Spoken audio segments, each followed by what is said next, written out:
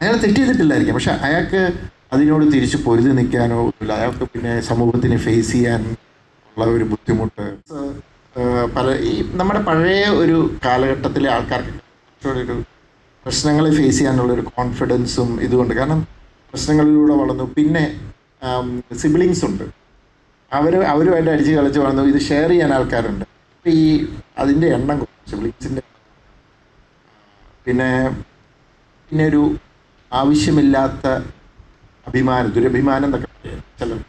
ചിലർക്കൊരു നല്ലൊരു ക്ലീൻ ഇമേജിൽ ഇരിക്കുന്ന ഒരാളെ സംബന്ധിച്ച് ഈയിടെ പെട്ടെന്ന് സോഷ്യൽ മീഡിയ അല്ലെങ്കിൽ എന്താ പറയുക പബ്ലിക്കിൻ്റെ മുമ്പിൽ ഞാൻ വേറൊരു ആളായിട്ട് ചിത്രീകരിക്കപ്പെടുന്ന ചിലർക്ക് കൊള്ളാൻ പറ്റും.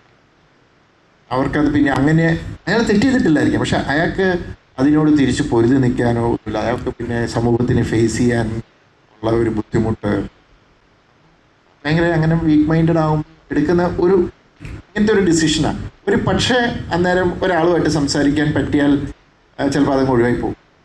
പക്ഷേ അങ്ങനത്തെ ഒരു ഭയങ്കര മനസ്സിൽ എന്താ പറയുക ഒരു തീരെ ബലമില്ലാത്ത ആൾക്കാർ ഇതാണ് നമ്മുടെയൊക്കെ ലൈഫിലുണ്ടാവുമല്ലോ. അതാണ് ഇപ്പം എനിക്ക് തോന്നുന്നു ഒത്തിരി സൈക്കോളജിസ്റ്റ് ആയിട്ടുള്ള ഇങ്ങനത്തെ ഇപ്പം നമ്മൾ തന്നെ സിനിമ തുടങ്ങുന്നത് അങ്ങനത്തെ ഒരു സൈക്കോളജിസ്റ്റ് ഇതിൽ തന്നെയല്ലേ.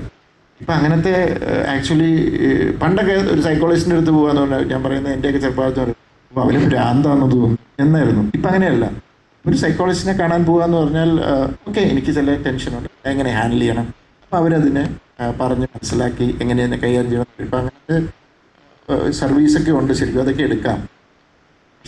ബേസിക്കലി എനിക്ക് തോന്നുന്നത് ഇപ്പോഴത്തെ സോഷ്യൽ സർവീസ് എല്ലാവരും അങ്ങ് ചുരുങ്ങുവാണ്. പിന്നെ ഈ സോഷ്യൽ മീഡിയ ഭയങ്കര സ്ട്രെസ് തരും, മനസ്സിലായോ? ഇപ്പം ഒരു നോർമൽ പേഴ്സൺ, ഇപ്പം ഞാൻ ഒരു സാധാരണക്കാരനെ സംബന്ധിച്ചുള്ള ഈ സോഷ്യൽ മീഡിയ കാണുമ്പോൾ അപ്പുറത്ത് ഓരോരുത്തർ ഓരോന്ന് ചെയ്യുന്ന കാണുമ്പോൾ ഇതൊക്കെ നമുക്ക് ചെയ്യണമെന്നുണ്ട്, പക്ഷെ പറ്റുന്നില്ല. അപ്പുറത്തവൻ അറിയാവുന്ന ഒരാൾ മറ്റേ അമേരിക്ക ട്രിപ്പ് പോയി അല്ലെങ്കിൽ ഇവിടെ പോയി ഇയാൾക്കും പോകണമെന്നുണ്ട്, പോകാൻ പറ്റുന്നില്ല. അതൊക്കെ ഉണ്ടാക്കുന്ന ഒരു പല ഇമോഷൻസ് ഉണ്ട് ആ വ്യക്തിയുടെ.